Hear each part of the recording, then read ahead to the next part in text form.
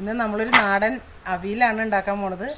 അതിന് വേണ്ടി ഓമക്കായ പൊട്ടിക്കാൻ വന്നതാണ്. ഞങ്ങളിവിടെ ഓമക്കായ എന്ന് പറയും, ചില നാട്ടിൽ കൊപ്പക്കായ എന്ന് പറയും, അങ്ങനെ കപ്പളങ്ങ എന്ന് പറയും, അങ്ങനെ പല സ്ഥലത്ത് പല പേരിൽ അറിയപ്പെടുന്ന ഓമക്കായ അത് പൊട്ടിക്കാൻ വന്നതാണ്. ഇന്ന് നാടൻ അവിയലാണ് ഉണ്ടാക്കണത്. നമുക്ക് എങ്ങനെയാണ് ഉണ്ടാക്കണതെന്ന് കാണാം. അപ്പോൾ നമുക്ക് ഇതും മതി അവിയലിന്. അപ്പോൾ അവിയലിലേക്കുള്ള കായ ഇവിടെ 2-3 വാഴ ഒടിഞ്ഞു കിടക്കുന്നുണ്ട്. അപ്പോൾ അത് കായ അരിയാൻ പോവാണ് അവിയലിലേക്ക്. നമുക്ക് നോക്കാം.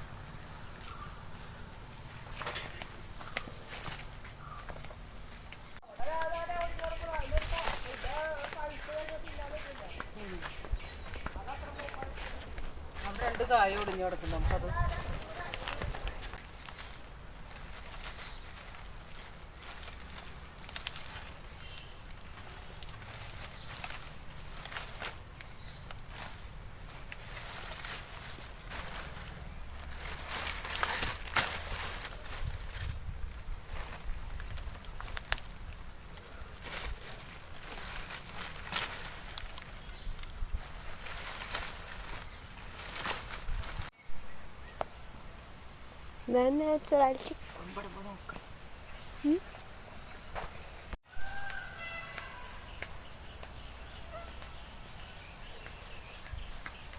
ഇവിടെ വരാല്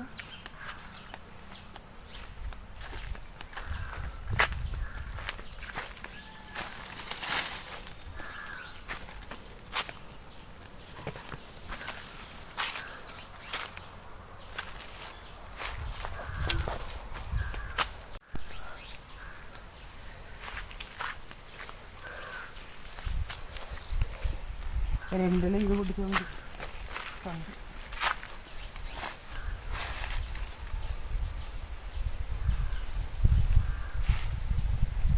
അവിയലിക്കുള്ള നമുക്ക് കരിവേപ്പിൻ്റെയും പൊടിച്ചിട്ട് പോവാം. പിന്നെ കുഴപ്പമില്ല.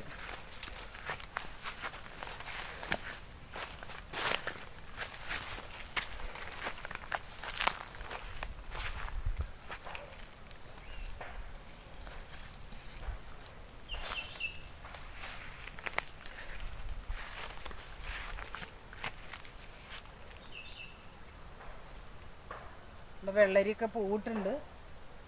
2 പടവലങ്ങ അത് ഉണ്ടായി നിൽക്കുന്നുണ്ട്. പക്ഷേ ഇവിടെയൊക്കെ മയിൽ ശല്യമാണ്. മയിലൊക്കെ കൊത്തി തിന്നാണ്. അതാണൊരു പ്രശ്നം. പൂവൊക്കെ പെട്ടെന്ന് മയിൽ കൊത്തി തിന്നാണ്. എന്നാലും വെള്ളരിക്ക ഉണ്ടാവുന്നുണ്ട്. ചെറിയ ചെറിയ പൂക്കളിട്ടുണ്ട്.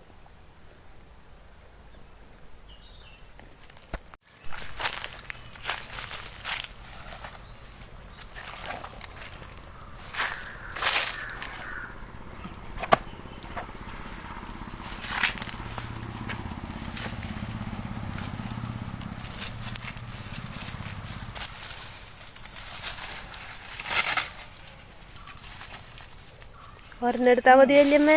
വേണ്ട, 3 ഉണ്ട്. 3 ഉണ്ട്.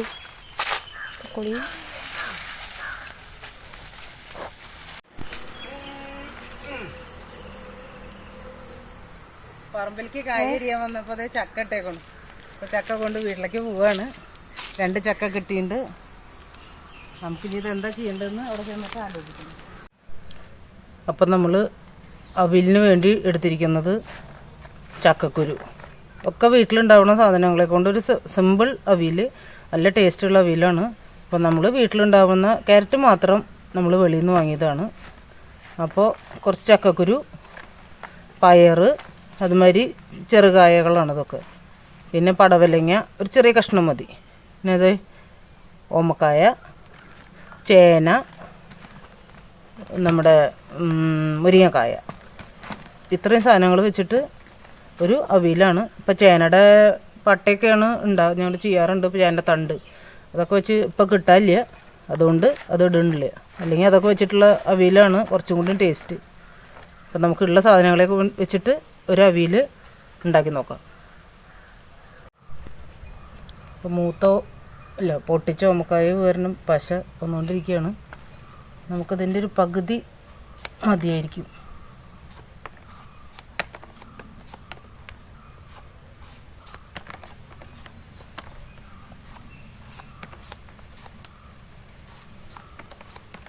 നമ്മൾ നാടൻ സാധനങ്ങളൊക്കെ, നാടൻ ഈ ചേമ്പിൻ്റെ പട്ട, ചേനത്തണ്ട് അതൊക്കെ വെച്ച് അപ്പോൾ കിട്ടാനില്ല. അതുകൊണ്ടൊക്കെ ഉണ്ടാക്കുമ്പോൾ പ്രത്യേക ടേസ്റ്റാണ്. നാട്ടിൽ അതൊന്നും നമ്മൾ വെളിയിലൊന്നും പുറത്ത് പോയാൽ കിട്ടാത്തത് തന്നെ. ഞാൻ നാട്ടിൽ വന്ന ചേമ്പിൻ്റെ പട്ട, താള്, ചേനത്തണ്ടിൻ്റെ ഇത് വെച്ചിട്ട് നമ്മൾ അവിയൽ, ഇതൊക്കെയാണ് എനിക്ക് കഴിക്കാൻ താല്പര്യം. കൽച്ചട്ടിയിലാണ് കൂട്ടാൻ വയ്ക്കാറ്. അപ്പം നമുക്കിന്ന് കൽച്ചട്ടിയിലേക്ക് ആദ്യം ചക്കക്കുരു നേരിയാക്കി ഇടാം. ബാക്കി ചേനയും എല്ലാം ഒരുപോലെ വേവുള്ള സാധനങ്ങൾ ഒന്നിച്ചിട്ടിട്ടും, അതല്ലാത്ത പയറിനൊക്കെ വേവുണ്ട്. അപ്പോൾ ചക്കക്കുരും പയറൊക്കെ ആദ്യം നമുക്ക് ഇട്ട് കൊടുക്കാം. അപ്പോൾ ആദ്യം ചക്കക്കുരു നേരിയാക്കിയിട്ട് അതിലേക്ക് ഇടാം.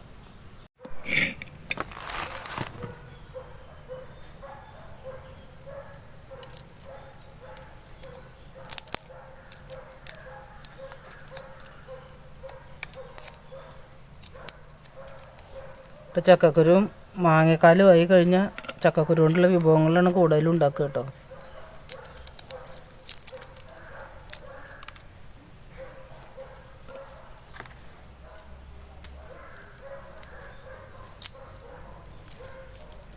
ബാക്കിയുള്ള ചക്കക്കുരു നമ്മൾ പുഴുങ്ങി ഉണക്കാൻ വെച്ചിട്ടുണ്ട്. ഒന്നും കളയരുത്. ചക്കക്കുരുവിൻ്റെ നല്ല ടേസ്റ്റുമാണ്, നല്ല പോഷക സമൃദ്ധമാണ്. പല അസുഖങ്ങളെയും ചെറുക്കാനുള്ള കഴിവ് ചക്കക്കുരുവിനുണ്ടെന്നൊക്കെ ഇപ്പോൾ ചക്കക്കുരു കൊണ്ടിട്ടുള്ള വിഭവങ്ങൾ കൂടി വരികയാണല്ലോ. ചക്കക്കുരു കൊണ്ട് പൗഡറായിട്ട് വരുന്നുണ്ട്. അങ്ങനെ പല ഫോമിലും ആൾക്കാർ ഉൽപ്പന്നങ്ങളാക്കി മാറ്റുന്നുണ്ട് അതിന്. നമ്മുടെ വീട്ടിൽ വെറുതെ കളയാതെ ചക്കക്കുരുവൊക്കെ പണ്ട് ചുട്ട് കഴിക്കുമായിരുന്നു, ചക്കക്കുരു പുഴുങ്ങി കഴിക്കുമായിരുന്നു. ഇന്നിപ്പോൾ ആൾക്കാർക്ക് ചക്കക്കുരുവോടുള്ള കൂട്ടാനുകളൊന്നും വലിയ താല്പര്യം കുറഞ്ഞു വരികയാണ് പുതിയ തലമുറയ്ക്കൊക്കെ. പക്ഷെ ഇതിൻ്റെ ഗുണങ്ങളൊക്കെ വളരെ, ഇതൊന്നും മായല്ലല്ലോ. ഇപ്പോഴത്തെ എന്തെങ്കിലും പച്ചക്കറികൾക്കൊക്കെ നല്ലോണം മായം ചേർത്തല്ലേ വരുന്നത്. നമ്മൾ ചക്കക്കുരു കഴിയുന്നതൊക്കെ വീട്ടിൽ ഉപയോഗിച്ചാൽ, നമ്മുടെ വീട്ടിലുള്ള സാധനങ്ങൾ ഉപയോഗിച്ച് കറികളും ഒക്കെ ഉണ്ടാക്കാൻ നോക്കുക.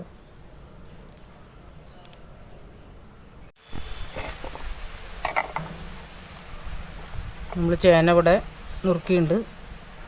അതുമാതിരി ഓരോ കഷ്ണങ്ങളും നീളത്തിൽ നുറുക്കിയെടുക്കുക.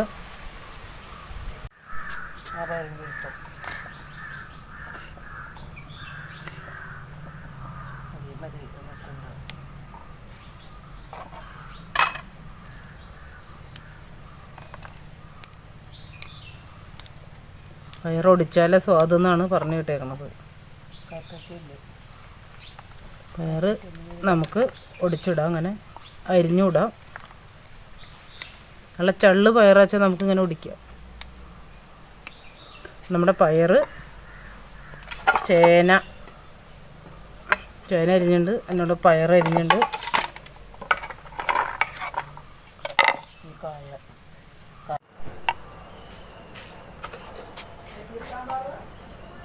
നമ്മൾ ക്യാരറ്റും അരിഞ്ഞതുപോലെ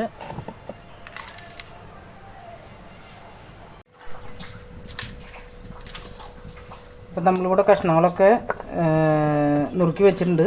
ക്യാരറ്റ്, അതുമാതിരി പടവലങ്ങ, പയർ, ഓമക്കായ, അതുമാതിരി ചേന, ചക്കക്കുരു നേരിയാക്കി വെച്ചിട്ടുണ്ട്.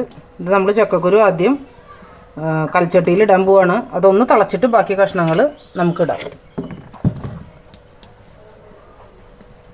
അപ്പോൾ ചക്കക്കുരു കഴുകി നമുക്ക് കൽച്ചട്ടിയിലേക്ക് ഇടാം. എന്നിട്ട് അതിൽ മഞ്ഞൾപ്പൊടിയും കുറച്ച് മുളക് പൊടിയും ചേർത്ത് അതൊന്ന് വെന്ത് വരുമ്പോൾ ബാക്കി കഷ്ണങ്ങൾ ചേർത്ത് നമുക്ക് വേവിക്കണം.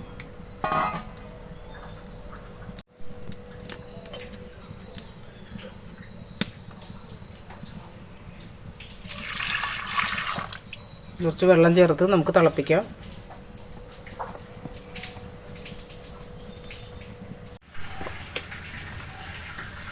നമ്മൾ വെള്ളം കുറച്ചധികം ചേർക്കുകയാണ്.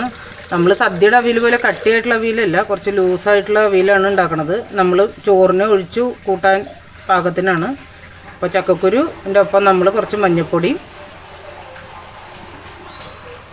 കുറച്ച് മുളക് പൊടി,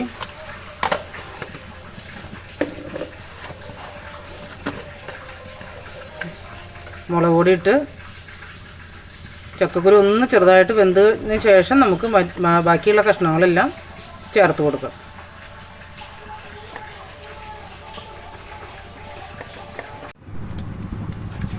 ചക്കക്കുരു ചെറുതായിട്ടൊന്ന് വെന്തുണ്ട്.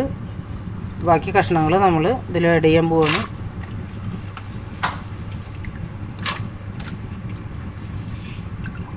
കഷ്ണം മുങ്ങണ തരത്തിൽ വെള്ളവും വെക്കണം.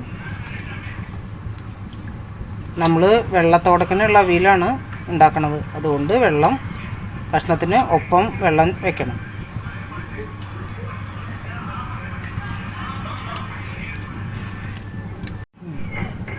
ഇപ്പോൾ നമ്മൾ ഉപ്പിടുകയാണതിൽ അത് കുറച്ചും കൂടി വെള്ളം ചേർക്കുകയാണ്. ഇനി ആവശ്യത്തിന് ഉപ്പ് ചേർക്കണം. ഇനിയിപ്പോൾ എല്ലാ കഷ്ണത്തിലും ഒന്ന് വെന്ത്, ഇത് സദ്യയുടെ അവിയലില്ല, അപ്പോൾ നമ്മൾ കുറച്ച് കുഴഞ്ഞാലും കുഴപ്പമില്ല, എല്ലാ കഷ്ണവും നമുക്ക് ഒന്നിച്ചിടാം. എന്താ വെച്ചാൽ ചേന, പയറെല്ലാം ഇതിന് തിരിച്ച് വേവുള്ളതാണ്. അപ്പോൾ എല്ലാം ഒന്ന് വേവണ വരെ വെന്ത് കഴിഞ്ഞിരിക്കുമ്പോഴേക്കും നമുക്ക് അരയ്ക്കാനുള്ളത് ശരിയാക്കാം. കുറച്ച് മോര്, പുളിയുള്ള മോര് കുറച്ചൊഴിച്ച്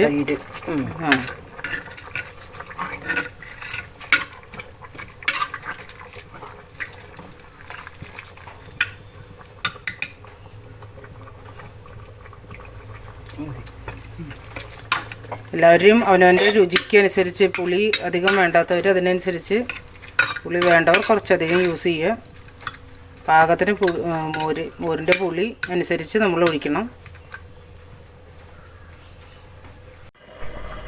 നമ്മൾ അരയ്ക്കാൻ എടുക്കുകയാണ്. കുറച്ച് ജീരകം, ഒരു 1/2 സ്പൂൺ ജീരകം, കുറച്ച് തേങ്ങ, പിന്നെ 2-3 പച്ചമുളക്, പിന്നെ വേണ്ടത് കരിവേപ്പിൻ്റെ ഇലയാണ്.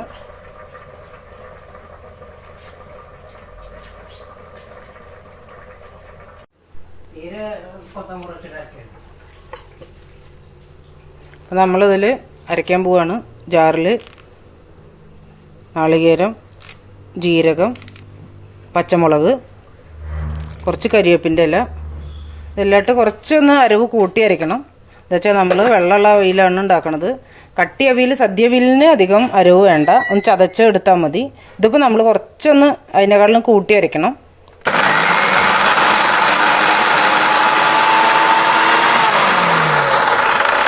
നമ്മുടെ അരച്ചത് ഇവിടെ റെഡി ആയിട്ടിരിക്കുന്നുണ്ട്.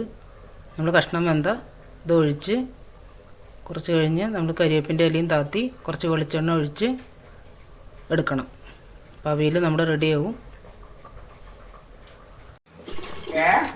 നമ്മൾ അരച്ചത് ചേർക്കുകയാണ്.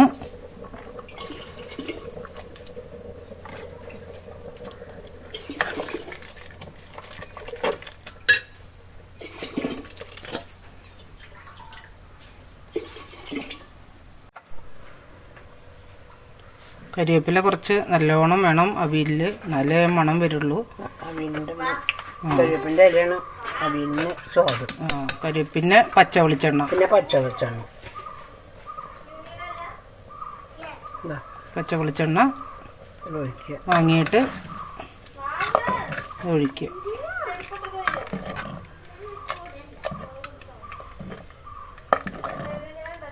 അപ്പോൾ നമ്മുടെ അവിയൽ റെഡി. ഇത് നല്ലോണം കൂട്ടി ഉണയിക്കാനുള്ള അവിയലാണ്, ലൂസായിട്ട് വെള്ളമായിട്ടുള്ള അവിയലാണ്, സദ്യ അവിയലല്ല. അപ്പോൾ നമ്മുടെ അവിയൽ ഇവിടെ റെഡി ആയിരിക്കുകയാണ്. എല്ലാവരും ഉണ്ടാക്കി നോക്കുക.